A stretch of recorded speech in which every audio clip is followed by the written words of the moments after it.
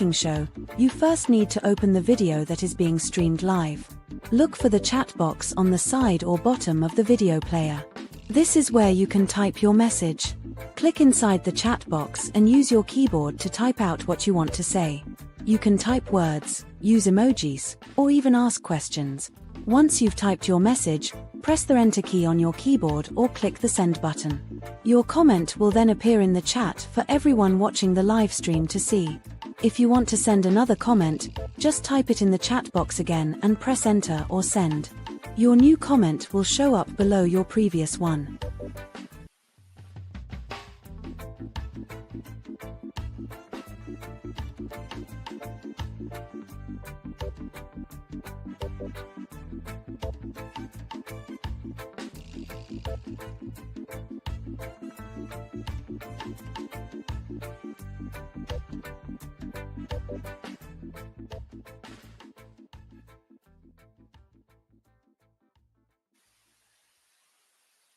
The week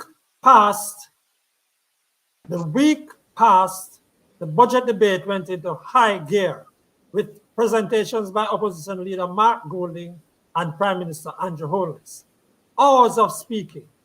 The week coming could be equally interesting with the visit to Jamaica of U.S. Secretary of State Marco Rubio and questions about Cuban health workers here and elsewhere in the Caribbean. Good day. This is episode 160 of the Frankly Speaking Jamaica Podcast. Thanks for joining us. We remind and encourage you to subscribe. Frankly speaking, we have had tens of thousands of words, hours of airtime, hundreds of column inches of newspaper commentary and reporting by politicians and experts and analysts on the budget. Today, frankly speaking, we have with us two young Jamaicans, one a supporter of the Jamaica Labour Party, and the other supporting the People's National Party.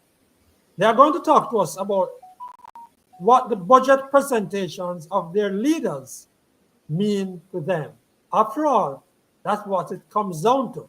How the supporters, people on the street, feel about the budget and communicate to their friends and associates and relatives what this event and what comes out of it will mean to them.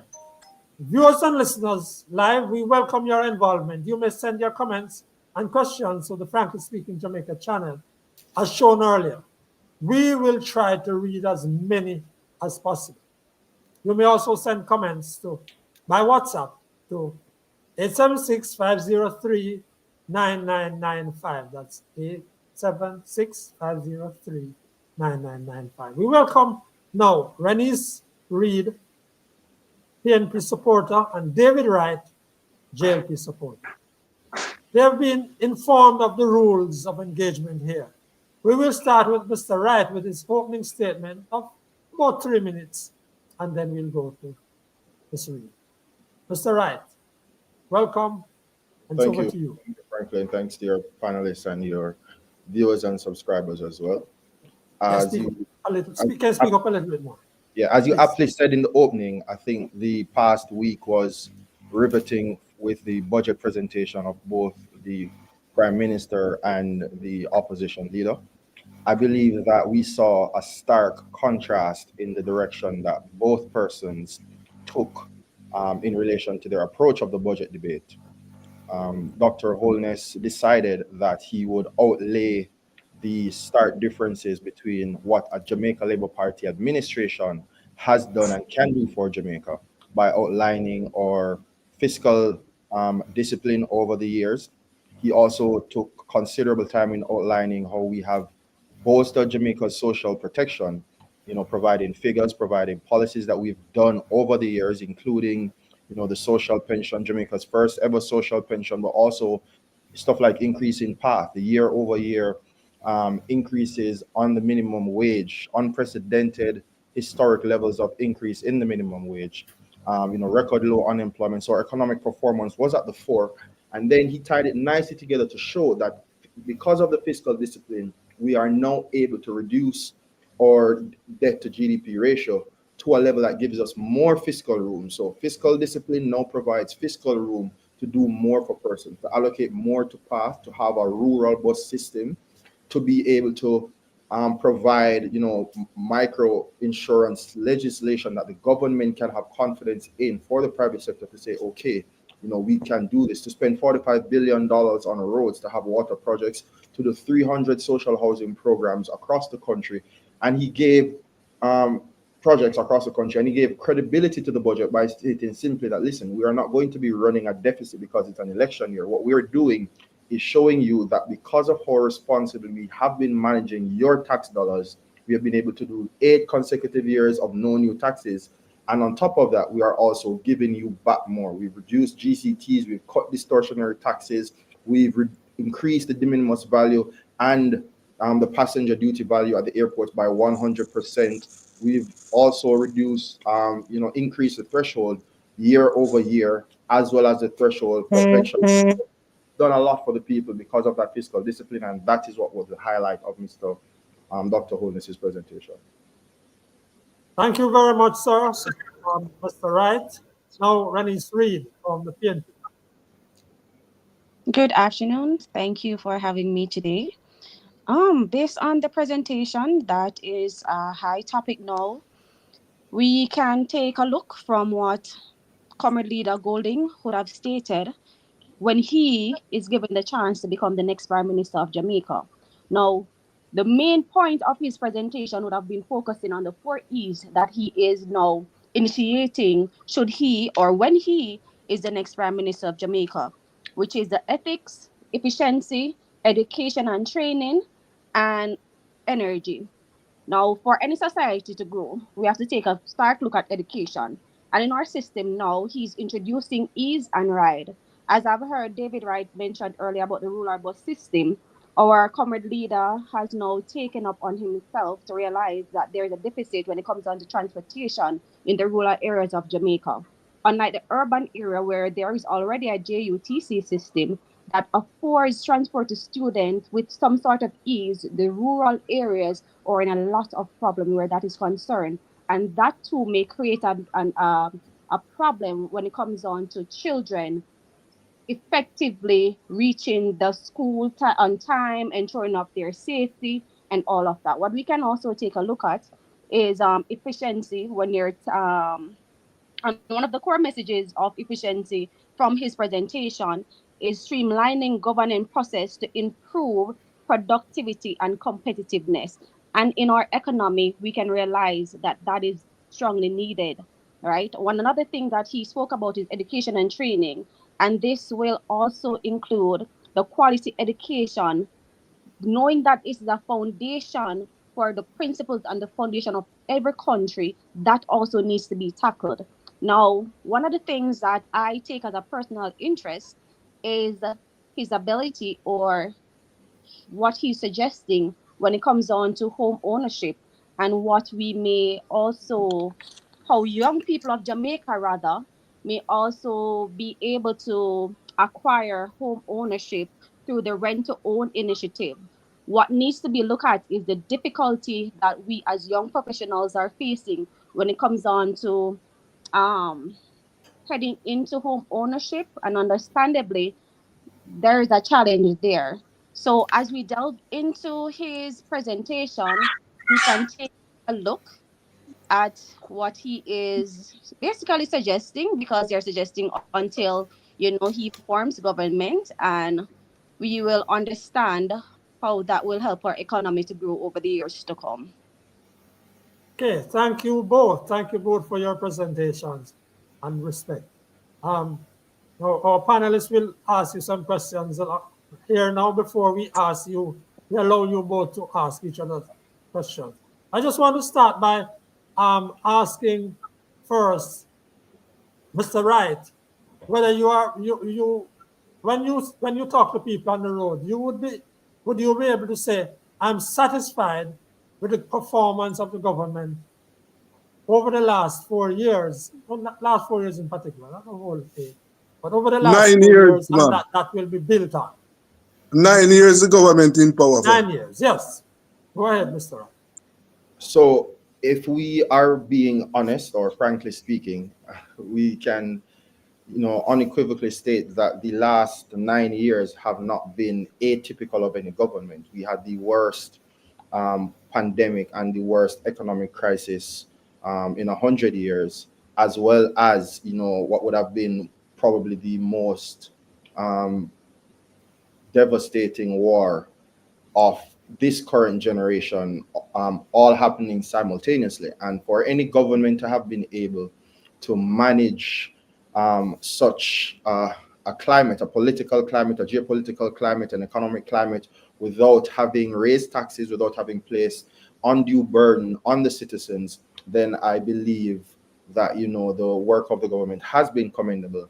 And I think, if we're going back to 9 years, that the people did show, their confidence in the government by, overwhelmingly returning them to Parliament with an increased majority.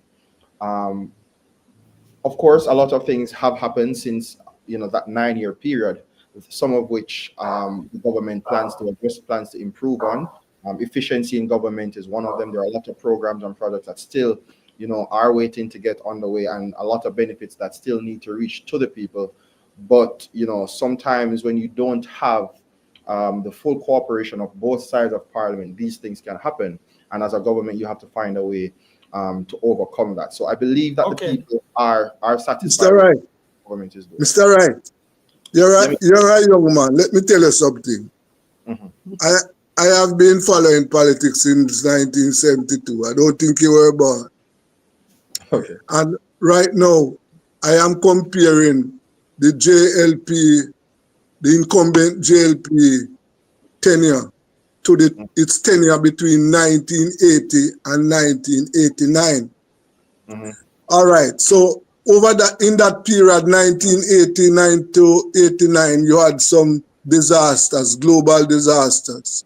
For example, the government lost its revenue from the bauxite. There was a crisis. Mhm. Then you had Hurricane Gilbert, it mashed up the country. Mhm. But what happened? That between 1987 and 88, the government was able to resurrect the economy. And in fact, they had, I think, a 4% growth. Mhm. Now, what happened is that in 1989, the people voted out the government. Because the thing is, the growth, the expansion in the economy that the JLP is talking about now, it is not reaching the lives of the ordinary Jamaican. The cost of living. This morning, I went to the supermarket with $2,000 and I bought four snacks, a cranberry water and a water, a pack of soap, right? And at the end of that, I had $300 remaining out of my $2,000 note. No, the ordinary man earning $1,500 a week, when he or she 15,000. 15,000, when he or she goes and they have one child or two children, when he goes into the shop to buy food, it is a burden. The ordinary Jamaican is having difficulties accessing medical facility. When they go to the hospital, no drugs, hospital equipment not working, right? Then you have the crime problem. So yes, the government can show and is showing off some economic performance. But the fact of the matter, it has not filtered down to the lives of the ordinary Jamaican. The ordinary Jamaican is sucking salt through wooden spoon right now. So let them respond, Desmond, and then we're going to if there's a question I'd like to ask it, but if it's just the commentary that you have there, then I'll respond nevertheless. So go ahead, yes. What we have to understand, Desmond, is that yes, while you will look at the economic achievements and you'll say it's not filtering down, but it's easy to exclude the protection that these policies have provided, because you're looking at the danger or the cost of living, as you call it, that is there. So for example, you're saying that you go with $2,000 to the store. You're looking at the value that $2,000 has in the store, but you're not also factoring in that it could have been much less. For example, the reduction in GCT by 1.5 percentage points has given you, a consumer, more purchasing power. No, I am talking about what exists now, I am not talking about what could have been or what is going to be. I am not concerned about that. And that's what I'm addressing. So if you're saying that the purchasing power that you have has been impacted because of the state of the economy and it's not reaching down, I'm saying that the benefits are there. It's just that persons don't readily look at things to say it could be worse. What we do is we look at it and say it can be better. So, and that is why the government is so insistent that, okay, at this point in time, we're going to roll out a greater slate. We are coming from 80%, 90%, over 100% of our revenues being used to service debt, to now we're at a point where the end of this month, March, we're going to have way more fiscal room, and the government has said, listen, we're going to give but sir, Desmond, hold a second.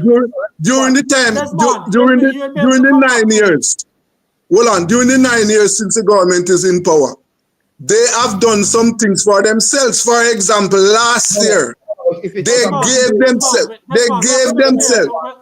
If I'm going to respond, you will be able to come back to him, Desmond. But we need to get Miss Reid in. Mr. Wright, we're coming back to you. We'll come back to you, and we have a little time to ask a couple of questions. Yeah, sorry, Franklin. Just to be clear, if there's going to be an exchange and questions or positions are going to be put forward, then I appreciate the opportunity to respond uninterrupted in the same manner that he got his chance to put forward his commentary or options, his point of view uninterrupted, because it doesn't make sense that I'm responding and then someone is going to interject a new point without allowing me. Right, and I'm saying I am not interjecting a new point. We'll come back to that new point in a while, but Ms. Reid, we want to bring her into the discussion as well. Right. Ms. Reid, you were saying, Ms. Reid, that if or when your leader gets power, these things will be done. He can't run on. He doesn't have a platform of being in office in the way that Mr. Wright is speaking of the Prime Minister. Why would you suggest that anybody would decide to vote for Mr. Golding and the PNP with nothing in front of them now in terms of where he might want to, where he has the ability to go? Let's put it that way. All right, Mr. McKnight, let's be very honest. There has always been a first. And the fact that you would have stated that, I was just going to say Prime Minister Golding, but opposition leader Golding have not been in the prime ministerial office, right? When he is given that chance, then I am sure that most of the things that we would have heard in manifestos and things like these budget debates is what would have led us to vote in a particular way, right? So even before Prime Minister Andrew Holness would have assumed office, I am sure he would have had the opportunity to reach out to Jamaicans and let them know this is what I would have intended to do. And it would have, over a period of time, resonated with the people, so they would have gone to the polls and make their choices based on the information that they would have given. Now, I am certain I'm not the only one who can really sit and assess what Mark Golding's presentations are. You understand, and understand that if and when he's given the chance going forward, this would have been a better way for our Jamaican people.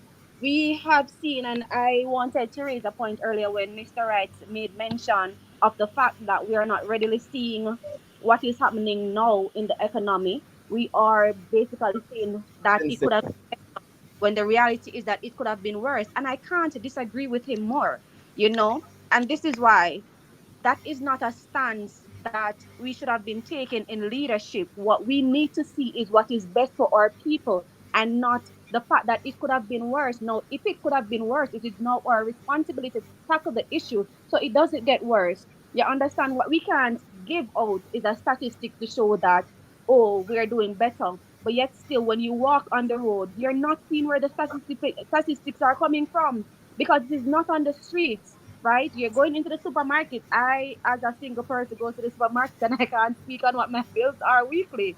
You understand? So, So okay, rightfully, so Yeah, Mr. Wright, you want to make a quick response to that, yeah, and I think yeah. The Winnie opposition has wants to come taken in. this. The opposition has taken this stance of critiquing or statistical institutions across Jamaica whenever the results are not in their favor, and I just don't want to welcome it on this program. The cost of living has been recorded by the same institute since its inception.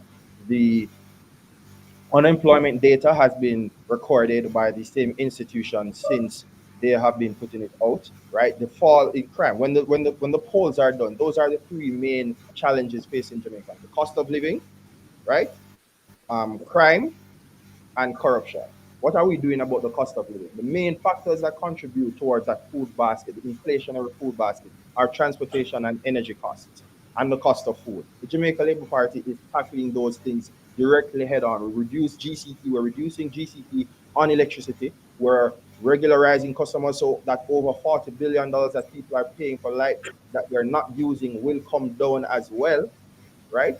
What we're doing about crime, we're seeing an over 30% reduction in murders in Jamaica. So we're addressing the challenges that the Jamaican people are saying, listen, these are the things that are at the top of our priority list. But the challenge we have is that we're not having an honest discussion about it, because whenever the results do not favor the opposition narrative, then we have persons coming forward to say, okay, you know, yes, there's a 30% reduction in crime, but I don't feel safer. Yeah, but if there was a 30% increase in crime, the same person would be saying, what is the government doing about crime? Where is the crime plan? And calling the person to resign. So we have to set, some baselines, and we have to admit the fact that the statistics are saying that the country is moving in the right direction. However, because it does not suit certain political narratives, persons are not readily accepting. Okay, Mr. No, Wright. Mr. Wright, hold a Mr. second. Wright, Before okay, you go thanks. any further, Before, it is time for the comment, time for a different voice. Owen Richards, welcome, Owen. He's saying, my problem is the level of corruption in the country at every level. It's hard for anyone to have confidence in proposals from politicians. And here comes Keith. Keith P is saying, I didn't hear the brother clearly. Of the number of houses were built under his leadership. I often see him delivering one-bedroom houses to individuals. Are there houses being built for families?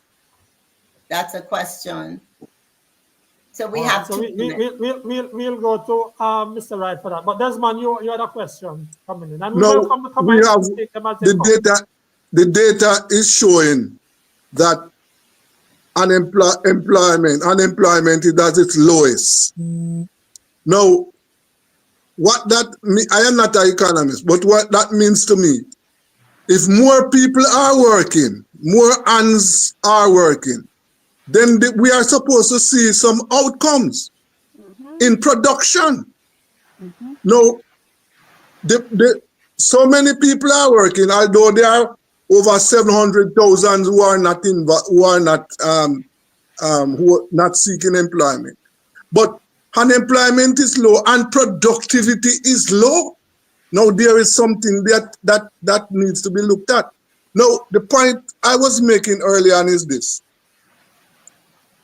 One of the things that when we discuss Jamaican politics now, what a lot of people don't want to discuss, and people like David Wright and Miss they are supporters of two parties, and I know they don't like this. But let me tell you something. Since 1944, only two political parties have formed government in Jamaica: the PNP and the JLP. The ills of Jamaica right now, both parties are responsible, right? Yes. The situation with crime, the situation with housing, the situation with education is not just a PNP issue or a JLP issue. It's both parties, right? Yeah.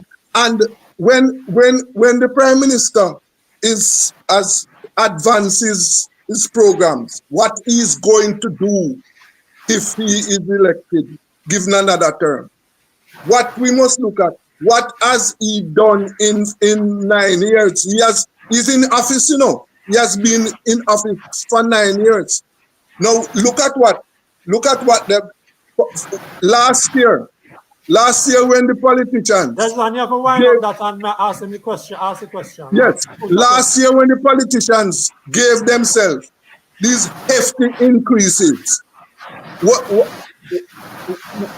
what happened to the workers? What happened to the workers? Right? Yes, so to respond to that, So because it's the second time you raised it, Desmond. So let me just jump in and respond to that there. And then if you so wish, Mr. McKnight, I can address the few comments that actually let me address the comments from the viewers first, because those came in before the question. So yes, there are different housing programs that someone's background is extremely noisy and I can't hear myself. Yes, go ahead. Go ahead. There are several housing programs that are not running, in isolation, but they complement each other. So the new social housing program is a housing program that provides housing benefits. Not all of them are one bedrooms. We see where the Prime Minister did one entire complex in East Central and another one in Western Kingston, where numerous houses were handed over, 2-bedroom and 3-bedroom houses were handed over. And there was also some in rural communities that were not 1 bedrooms but 2 bedrooms and 3 bedrooms. So it depends. The number of bedrooms depends on the beneficiaries and how many persons are living in the household. But that's the new social housing program. There are other housing programs. There's the indigent housing program that provides housing for persons who may have lost their homes to fire or maybe on poor relief, and that's done through the Ministry of Local Government, and that program was recently audited by the Auditor General. But there's also the NHT and the HAJ, who under this administration has done more housing starts than any other administration, and the record is there. You can go and you can check it and you can look it up yourself. Our leader is not called the builder for nothing. He has built the infrastructure of this country across housing, across urban town centers, and that has been the priority of his administration under the economic. Mr. Wright, quickly to the other points, because we're giving you a good rush. Quickly to the other points. Was the issue of corruption, and it is a real issue. However, the government has been legislatively addressing that. It is an issue that, as Desmond has said, we have been faced with for decades, almost half a century, and both political parties have played their role.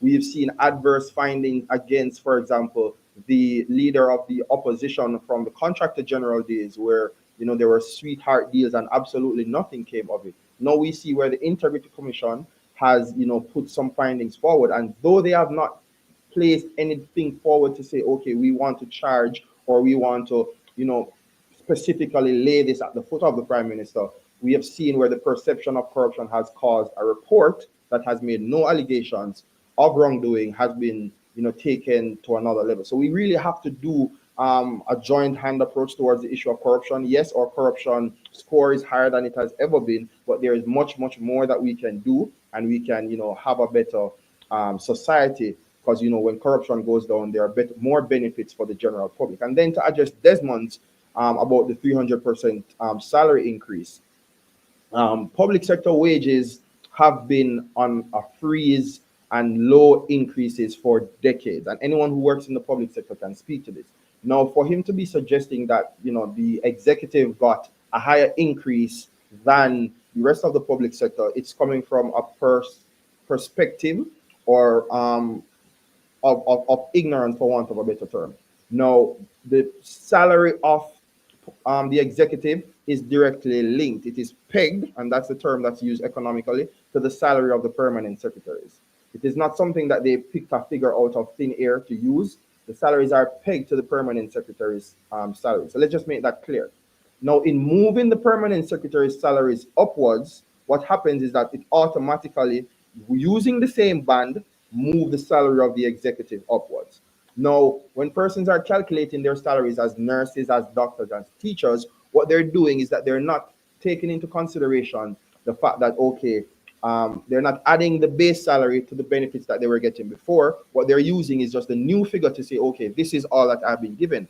But when they're calculating the politician's salary, they're using the gross thing to say, okay, move from X to Y, not factoring in the same method that they're using to say, okay, the housing benefits, the traveling benefits, the uniform benefits, all these benefits that the executive and the politicians used to get are still rolled in the same way that a nurse's benefits, a public sector worker benefits are rolling. And I just want to make it clear for anyone who may be misinformed. Yes, the Prime Minister did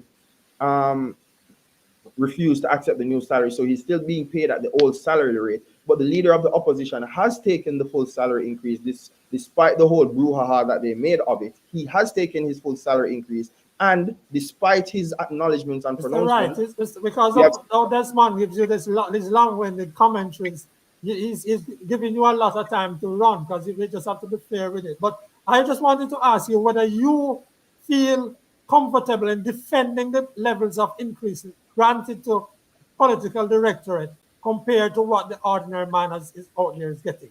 Yes, so Franklin, that's what I was explaining to you now. So the increase I is just not. want to find out if you are comfortable with that, whether you are comfortable with that. Just straight as that. Yeah, but essentially what you're asking me is if I'm comfortable with the increase that was given to permanent secretaries and all government workers, because the increase is not the done. political directorate, including the members of parliament, including the council, the political directorate. Yes, so I think that when you look at when last our salaries were adjusted because of the state of the economy, we were at least 9-11 years behind the rest of the region.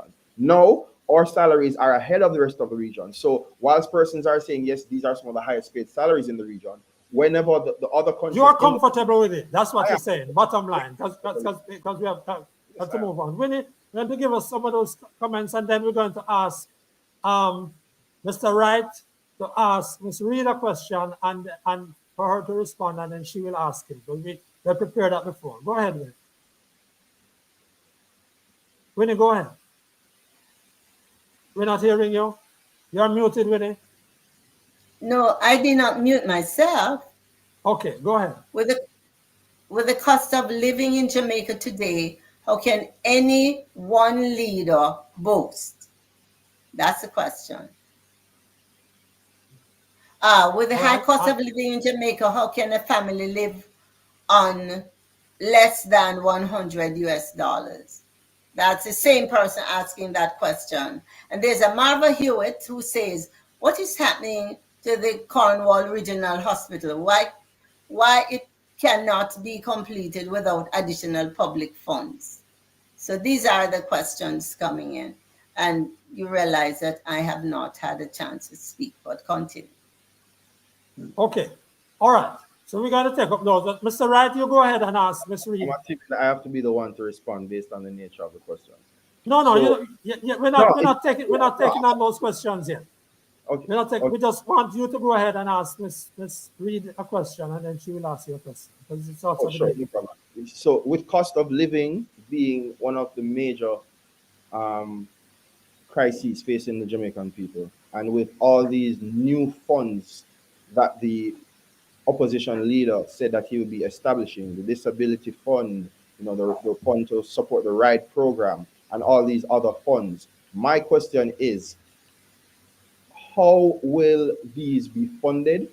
And can the PMP state whether or not there is any truth to the fact that despite the JLP 5 years ago reducing the GCT, Damian Crawford has come forward to say that they do plan to increase the GCT. So will the PMP be using new taxes to fund these proposals to add to the high cost of living already facing the Jamaican people?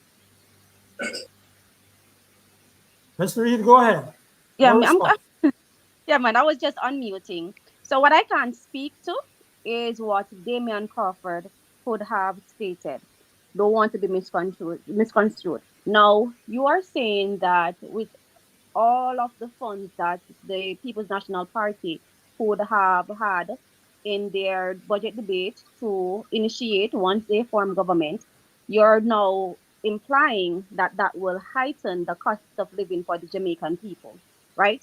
But let us not forget that in the budget presentation that was given by the Prime Minister of Jamaica, Dr. Holness, we can see also where there are some institution of other things where monies will be taken from other programs that we, the Jamaicans, are lacking. So does that then mean that if they're taking money for NHT, for example, to now rehabilitate or build new police stations or to do whatever else project that they would have mentioned earlier, that there would have been a rise in the cost of living or for Jamaican people? I doubt that. However, what I think will help our Jamaican people in order to be better able to afford the standard of living here, which is ridiculously high, is to ensure that the unemployment rate goes down, and it's not just statistically showed, but it can be proven, because you cannot show a hungry man statistics, and that is the honest truth. When you're going to raise statistics to show, oh, the cost of living is getting down, unemployment rates are going down, but yet still these are the same people who only get work for 6 months, and then the other 6 months of the year they are not employed. Then how do you now grasp them into a statistic to show that they have been gainfully employed over a period of time? So that is Okay. one of the things that needs to be considered. I realize you're shaking your head, Mr. Wright. Yes, As I'm wanting you now to ask Mr. We want you now to ask Mr. Wright your question. We prepared you well, both for all that. right. So my question will be based on something that I think is very thought provoking for me, and that is home ownership for young people like myself. And I'll go back to the fact that the NHT is seemingly a feeding tree, and I'll put that in quotes, for various other sectors. For example, like I've just said, building police station or rehabilitating them or giving scholarships, just to name a few. This would then mean that the question of funding, as has been outraged over social media when it comes down to the rent to own program, is really null and void. Do you not agree that the rent to own initiative that was established by the opposition leader can be taken on and funded strictly by NHD? So yeah, I'd like to address that point that you raised, and I'd like to start by highlighting that the rent to own program was first floated by Dr. Holness, and there is a working team currently. When that happened? When? 2000, 2002. You can go back and look at it. No, man. Mr. McKnight, I'm gonna actually look it up and share it because But no, man, go ahead because we don't have a lot of time. But yeah, you yeah, just- but he can. No, I'm just saying, and you can go and Google it now, Desmond, because I gather that you're on a computer. The rent to own program and your wholeness. You can just Google those words and you will find it. And I ask your viewers. I am not impressed with that, but I'm also looking it up, and Yes. there's a broad misconception. No. You And can. just Wait. heard it was But by, Renece, bully. I'm gonna ask Winnie. Are you using a computer? My computer is, I won't be able to do it. I'm paying no, attention. just go ahead. Just go ahead. We're not going to get held up on that particular I'm trusting point. that you'll be honest, That Renece. particular point, we're not going to get held up and lose the rest of the show. We have 2 minutes left. Yeah. So if you can just Okay, Google the word. 2022, not 2002.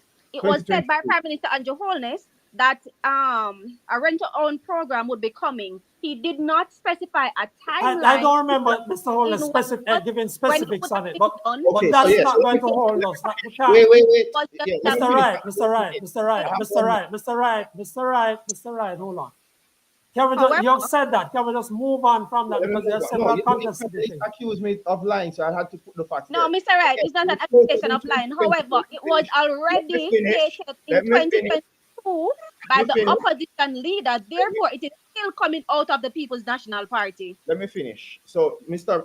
Richards, you see the fact there that Dr. Holness had put it forward before. No, let me continue. No, that is not what I said. Home ownership is an issue, and it will continue to be highlighted by Mark Golding, and in 2022 it was stated by Andrew Holt. So there's a timeline: 2020 Mark Golding, 2022 Andrew Holt. And I'll show you where even before the Prime Minister had suggested that. So let's just move forward. Home ownership is a major issue, and the Prime Minister would have announced a number of changes to the NHT. Also, he posited that the HAJ would be mandated to build houses at $14 million or less only, so that the NHT can now provide 100% financing for these homes. So you can borrow $9 million, but if the cost of the home is $14 million, which the HAJ would be mandated to build houses within that price band, then you can get 100% financing from the NHD for those homes. You also all right, Mr. Wright, sorry. We're going to have to move on from this because our time has really flown. Mr. McKnight, with your permission, I want to make a suggestion to the board young politicians. To date, neither Andrew Holness nor Mark Golding in their budget presentation, they have not addressed this issue. You have in Jamaica, you have over 600,000 squatters. More than that. Now, what is going to be, and these are sons, daughters, and grandchildren of slave owners who worked this land for 500 years free. What is going to be done to address landlessness in Jamaica? Why the government, both Mr. Golden and Mr. Holness, the state land, when are you going to make it possible that black people can own land in Jamaica? And what is going to be done to ensure that black people are educated? Those are two issues. All right. Okay, so let me go with this. Of you can spend, I'm going to give both of you 30 seconds to respond as we close off. Let me just touch on education first. Miss Reid, you get the first 30 seconds, and then we're going to take this stuff. Okay, thank you. Because that's where we're going to have to close off on that. We would have realized that there is this plan to ensure that can you speak up a little bit, please, Miss Reid? Family could have actually been able to get tertiary education, and that is critical to our society, being able to attain a tertiary education. Since I only have 30 seconds, I'll just wrap up with saying, even the land ownership thing, we can realize that under the People's National Party, we could have ensured that most of these people would have gotten titles for their land. Yes, it is not done on the broadest spectrum that would have liked to see it. However, that can be taken into consideration. But we have over the years for that these squatters, as they're often, well, I like to call them, persons who are not the legal settlers. Let's say they're not squatters. Squatters, they probably sounded a little bit too derogatory. Right. However, 10 seconds. Pardon? So I'm just saying to you, you have 10 seconds to wrap up. Oh, okay. So just to ensure that they have some level of security, that's a good thing to establish over the years to come, to ensure that they are titled owners. Okay, thank you. Go ahead, Mr. Wright. Yes, so on the matter of land ownership, the Prime Minister would have announced in 2023 that $1 billion has been allocated to modernize the land titling system. And just 3 days ago, he made announcements regarding, the country now being in a position to aggressively pursue that. We would have seen in Clifton, where over 100 residents. Now, Clifton is predominantly a PMP stronghold community. They're represented by the Member of Parliament, Fitz Jackson. And for decades, from Portia Simpson Miller was Prime Minister, a program was started to get these persons titles for their land. It's one of the bigger squatter communities, and these are descendants of the sugar plantations that Desmond would have been speaking about. Now, these persons recently, over 100 of them, received titles for their land, not under a Portia Simpson Miller administration, not under a PJ Patterson administration. They received the titles for their land finally under the Andrew Holness-led government, because we provided the resources to modernize the NLA, to allow for the faster processing of this. And now these persons have land titles. I know the Prime Minister has said that we'll be 10 using seconds, sir. Yes, so the Prime Minister said we'll be using this same model to communities like Atchison and Jacksontown and and other sugar communities like Innswood and in Clarendon, to ensure that these people can get land titles in a wholesome manner, large amounts, and at a faster pace. Right. Well, Mr. Wright, Mr. David Wright, and Ms. Renece Reid, we want to thank you for putting forward the positions of your your political party, interpreting and explaining it to us, that people can take a different point of view than the common points of view that we have normally been hearing, and the points of view of the politicians. I want to thank you. I know Desmond will tell you by himself that you didn't really answer that question. That question about land ownership and people squatting, it's a big issue, but that's for another time. But I really want to thank you, David Wright and Renece Reid, for being with us on Frankly Speaking today. All right, thank you Thank you so very much. much. Winnie, can you take those questions which are just coming in? Yes, any of those? the comments are still on the same issue. That Keith P says, will the opposition be able to generate growth and employment? And how will that be done? That's one question. We have a new Owen, we heard from Owen, but I'll read that again. On the matter of the unemployment rate, who is considered to be employed in the country. We have a new, yes, Master Jam says, what are you talking about, Black people educated? Every government, including Wholeness Admin, has played a part to advance this. Stop this foolishness, says Master Jam. And then Keith P, the PNP introduced it in 2020 and the JLP started it in 2022. There we go. Okay, all right. Yeah. We are right up on the This time. is about the rent to own that I am not going to go there because that will mess up what I'm doing here. Thank you. Yeah. Well, we have really run out of time altogether. We try to be fair to the people and that run us up against the clock. Just to say that U.S. Secretary of State Marco Rubio is coming to Jamaica Wednesday this week, and that will be a very, very interesting time and something that we should all be appealing our eyes to follow. That's our show for this week. We remind you to share this podcast and subscribe. Remember, you can use the same link to get the recorded version of the podcast. Thanks to our special guests, Renece Reid and David Wright. Our thanks to regular presenters, Desmond Richards and Winnie Anderson Brown, and the technical producer, Joshua Black of Joshua Black Media Services. I'm Franklin McKnight. Until then.